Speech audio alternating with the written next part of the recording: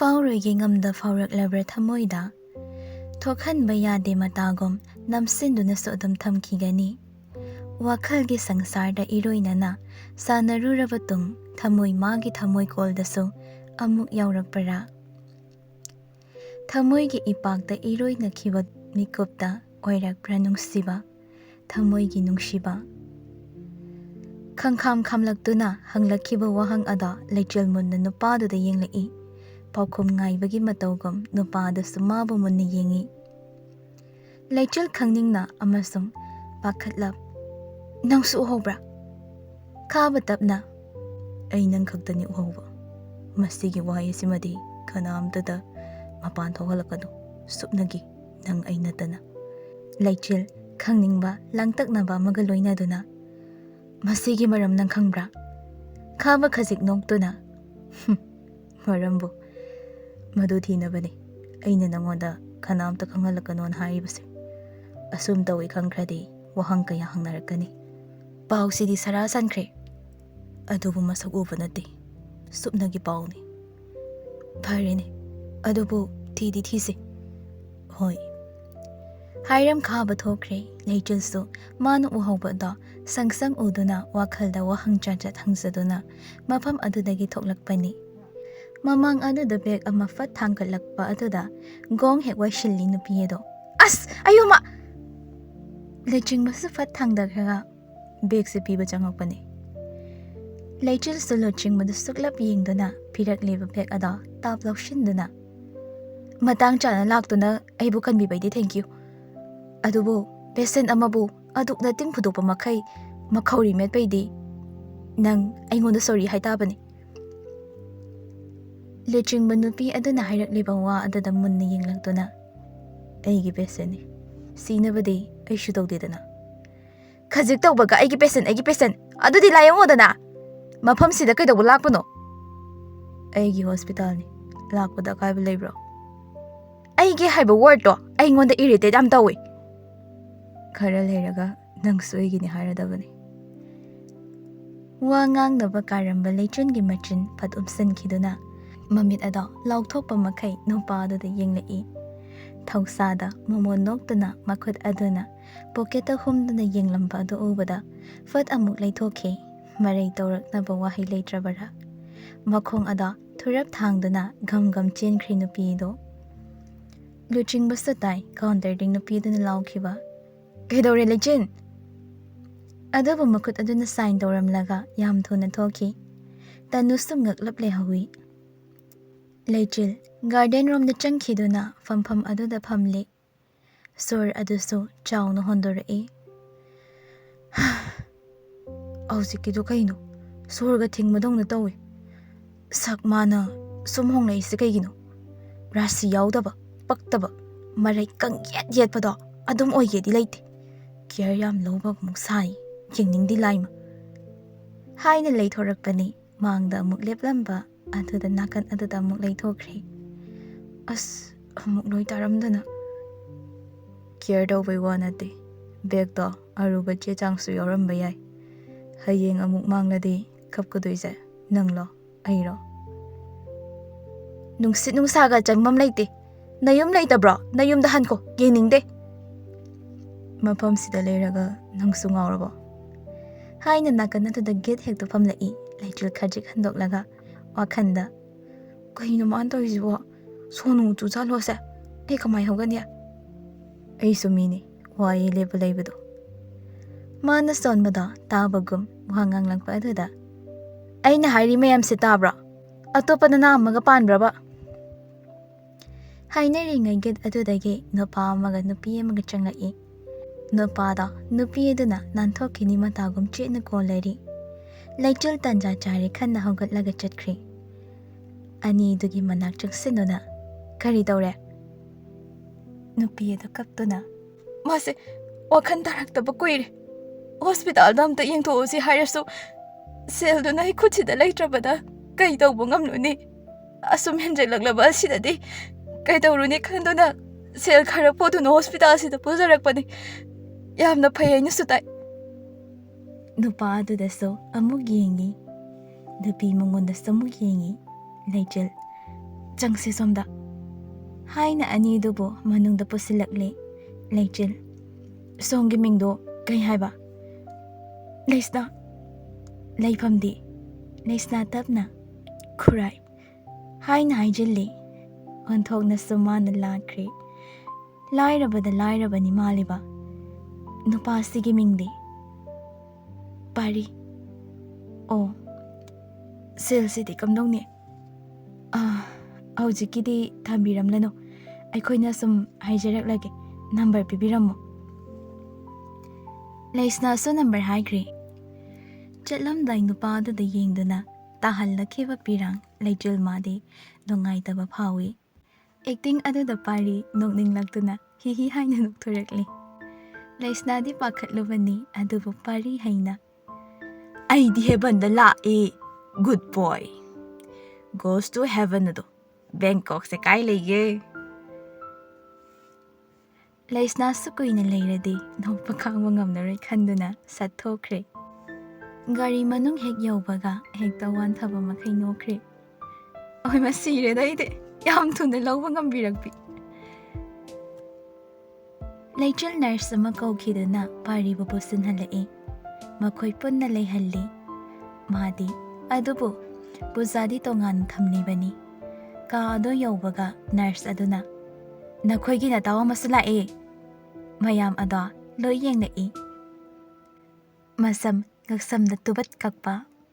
Masaksu khazik phazabagum tawba leisabi aduna. Doctor, thank you. Thank you, doctor. Kaigi thank you no.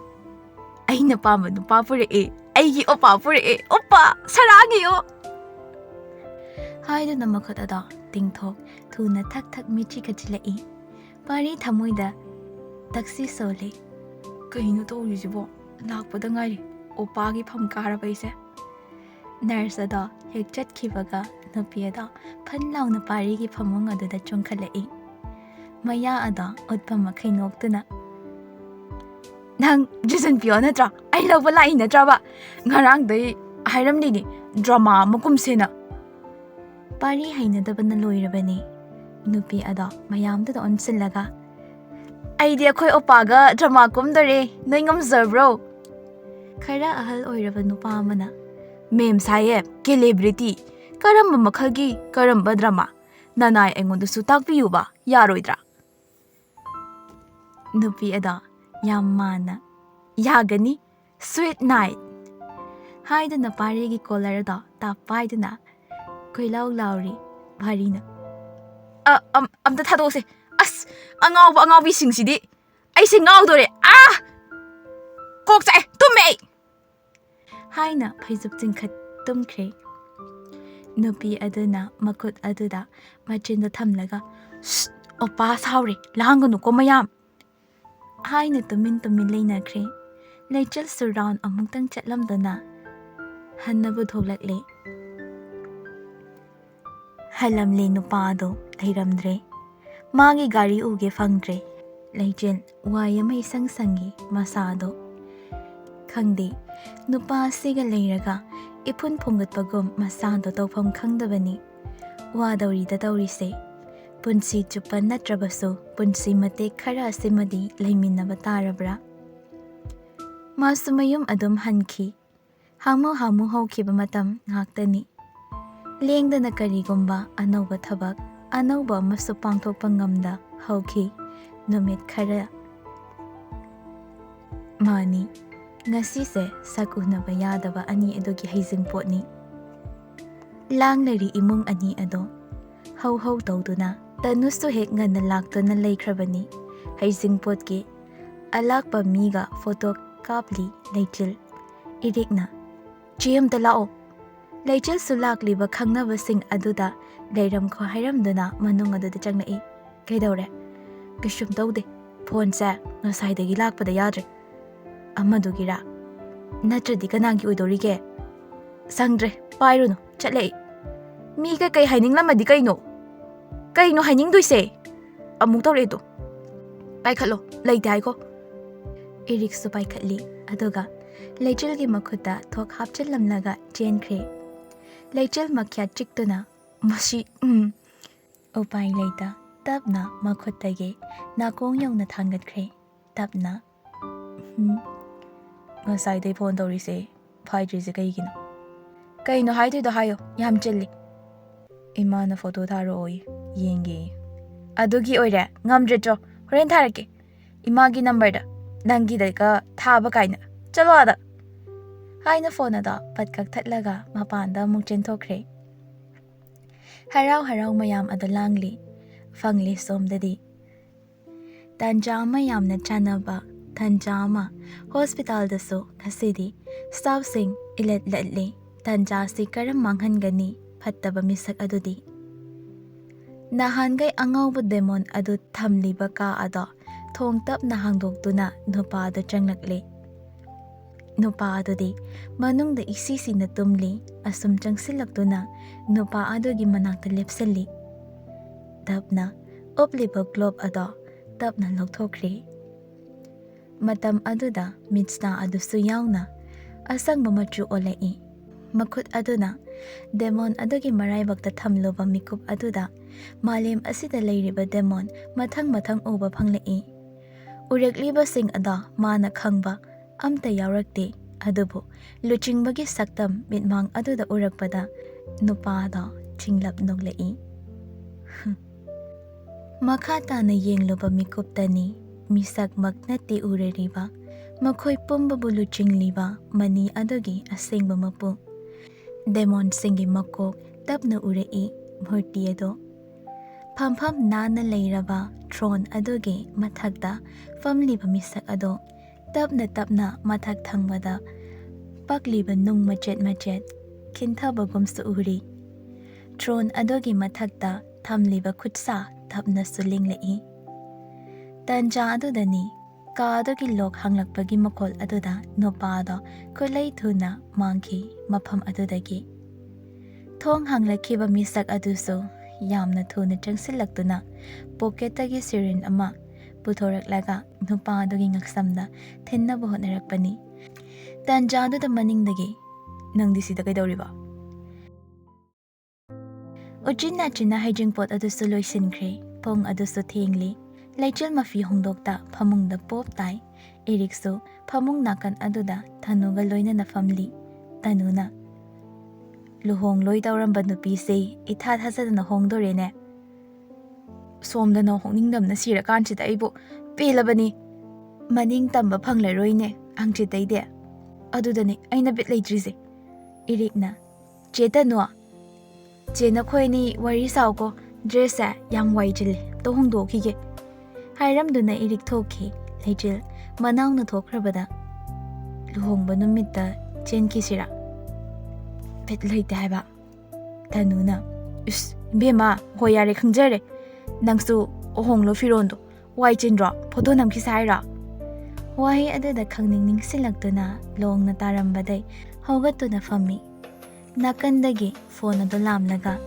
ꯔꯤꯅꯥꯒꯤ number ꯀꯟꯅ ꯊꯤꯔꯤ ꯑꯗꯨꯕꯨ ꯎꯄꯥꯏ ꯂꯩꯇꯦ ꯔꯤꯅꯥꯒꯤ ꯅꯝꯕꯔꯗꯤ ꯌꯥꯎꯕꯁꯨ ꯌꯥꯎꯔꯝꯗꯦ ꯎꯄꯥꯏ ꯂꯩꯇ ꯔꯤꯅꯥꯅ ꯊꯥꯔꯛꯑꯣꯁꯨ ꯍꯥꯏꯕꯅꯤꯅ ꯂꯨꯆꯤꯡꯕꯗ ꯐꯣꯇꯣ 2-3 ꯊꯥꯖꯤꯟꯈꯤ ꯁꯣꯝꯗꯁꯨ ꯂꯨꯆꯤꯡꯕ ꯊꯥꯅꯤꯜꯅꯦ ꯌꯥꯏꯒ ꯄꯨꯟꯅ ꯂꯩꯔꯤ ꯋꯥꯔꯤ ꯇꯧꯔꯤꯕꯅꯤ 3 ꯑꯗꯨꯁꯨ ꯑꯗꯨꯕꯨ ꯃꯦꯁꯦꯖ ꯂꯥꯛꯈꯤꯕꯒꯤ ꯇꯣꯟ ꯑꯗꯨꯅ ꯂꯨꯆꯤꯡꯕ ꯍꯥꯏꯔꯞ ꯌꯦꯡꯂꯨꯏ ꯊꯧꯁꯥꯗ ꯂꯩꯊꯣꯛꯂꯨꯕꯅꯤ ꯃꯥꯏꯊꯣꯡ ꯑꯗꯨ ꯑꯗꯨꯕꯨ ꯂꯩꯆꯤꯜ ꯑꯣꯏꯈꯤꯕ ꯑꯗꯨꯗ ꯑꯃꯨꯛ ꯐꯠ ꯂꯩꯁꯤꯜꯂꯛꯇꯨꯅ ꯌꯦꯡꯉꯤ ꯃꯦꯁꯦꯖ ꯅꯠꯇꯦ ꯐꯣꯇꯣꯅꯤ ꯃꯥꯁꯨ ꯇꯥ ꯄꯥꯏꯈꯠꯇꯨꯅ ꯆꯪꯂꯒ ꯌꯦꯡꯂꯨꯏ ꯎꯔꯦ ꯅꯨꯖꯥ ꯃꯥꯕꯨ ꯂꯩꯇꯦꯡꯗꯨꯅ ꯃꯨꯅ ꯀꯨꯞꯅ ꯇꯥꯔꯔꯤꯕ ꯁꯝꯂꯥꯡ ꯅꯍꯥꯟ ꯃꯈꯩꯁꯨ ꯑꯗꯨꯝ ꯐꯖꯩ ꯑꯗꯨꯕꯨ ꯃꯥꯏꯊꯣꯡ ꯑꯗꯨꯗ ꯃꯆꯨ ꯃꯃꯦꯟ ꯈꯔ ꯇꯩꯁꯤꯟꯈꯤꯕ ꯑꯗꯨꯗꯗꯤ ꯀꯅꯥꯅꯁꯨ ꯐꯖꯔꯣꯏ ꯑꯣꯟꯊꯣꯛꯅꯁꯨ ꯅꯤꯡꯊꯤꯔꯦ ꯁꯦꯠꯂꯤꯕ ꯏ ꯃꯆꯨꯒꯤ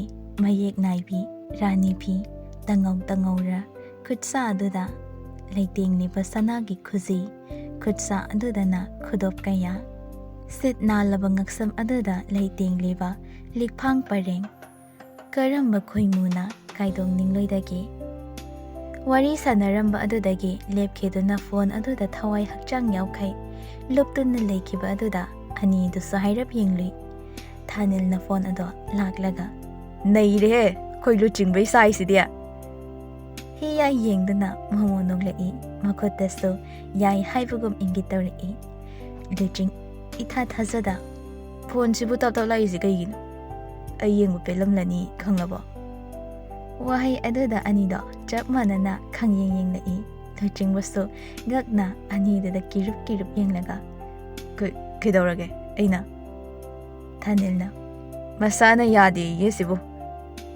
sok thawai tani yenglaga chalo ada lujing manokduna adoira phajaba haibasidi pipum khudimaki midyang pham ohenbani phajaba mafam phajaba pot pumnamakta mipum khudimak ngawbani phajaba pot khudimakti yengningbagi haklei masu phajai aina yengbagi haklei tabra mikup aduda thamoi ada khangson sontharakli aina maga leiminaraga magi nuksiba phawgadrane ifamda karigumba nuksiba se phawkrabadi aidi kamdongna aidi khungthangna kadomda aina hingliba makhaidi nungsiba haibase ngamloi ngamkhrabasu aina phajinduna thamgani hiyaina kharamba choidrangno nangna mungangliduna wahai aduda thamoi manung changluraba nupado khangsing singhanbiri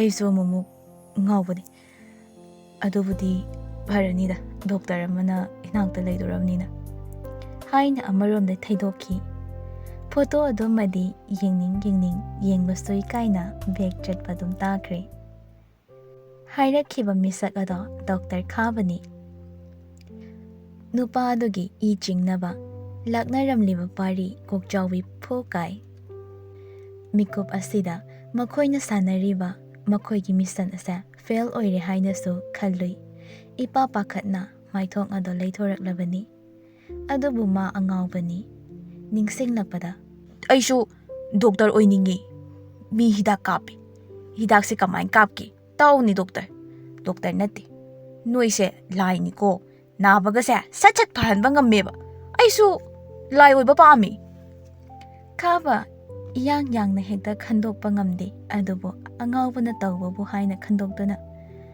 chalo nangsu nangi kada pari tanja ma phanglingai chathorage khanduna gam tholai khabaga thainaramdai parigi khudang ta pharai marau leina khabana huranbagi tarani mapugi nongma haiba masu leibani angawbu noidi khanglamloi haina phagi oita hankhrabaso uhai adumadi parigi thamoida chakthilli ngai haksam mihun ada ting chonglubani mage matang chada pakhat pi asidani thabaktagi tanthorkhibaso pari khabadagi nanthoraklabada murum sonduna lai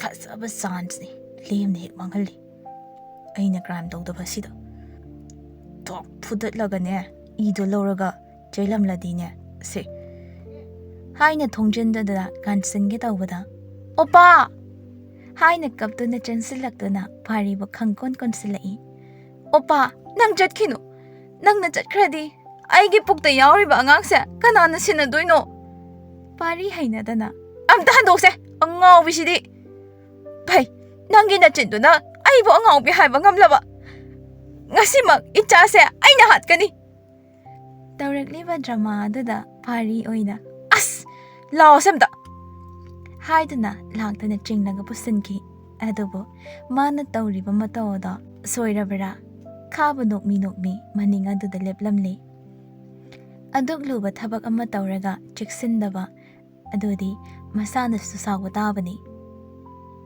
khalamba thabak pumnamak loina kaina mangnadra tambangamda leiri khaba phone lokthokkhiduna misagamada call tawke ngasi hayengmak miyoy mafamsidagi shift tawna tawsi lechelgasu wari sanarage haina magi room da changkhre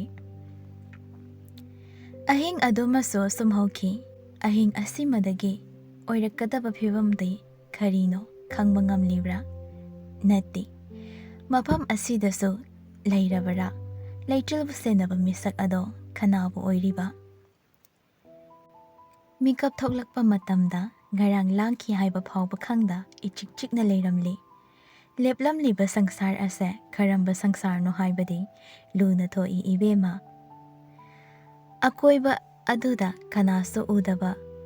Ma ngai hakti karino khalli. Tumkhibana magi kada mikap thoklakpana ozau amagi makhada. Adubu urei mikup khuding magi manglanda laktuna kaihawkhiba misak ado.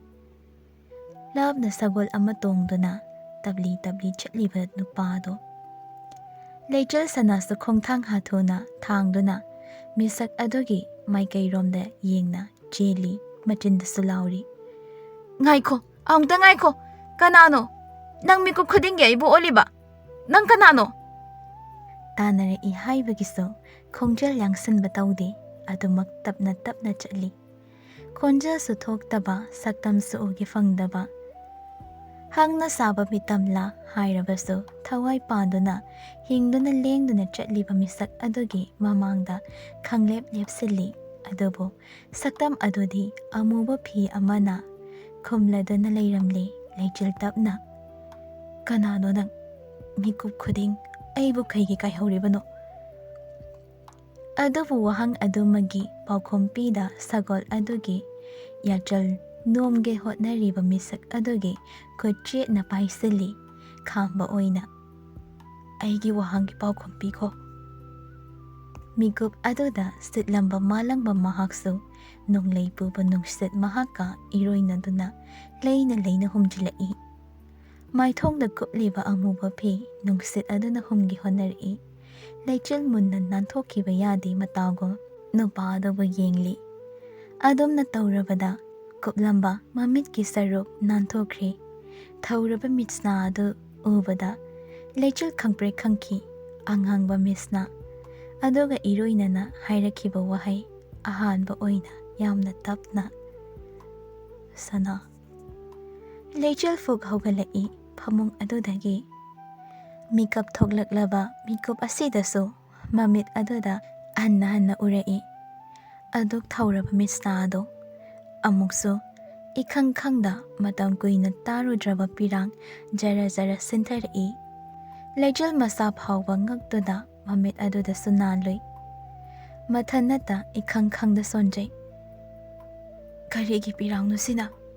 Karamba kadomdagi tarakpa pirang no. Ado kaina uriba mit aduna kari. Mitsna adudi aina hospital to ukiba misna do. Manay. Adubu auziki misna adudi dawi. Kaino aina taurise. Pirang sina lepu yadriba sina kaigi. Manglanda kapahaido oira boybo. As. Somdana luching baso pamungda famdana machin aduda tapna sonjeri. Sana kanano. Sana. Aduga. Aina uriba misna aduna. Kari. Igok machu di hunter no oibani. Aduga ingonda uhaliba sina kaigi. Aina kaukriba sana haiba minglin aduna kanhada. Kaino. Pirang sina mathanada tarakli sina. Haina phat thoi. Oiridra manglan atuso. Thengna handuna chilok na hanba.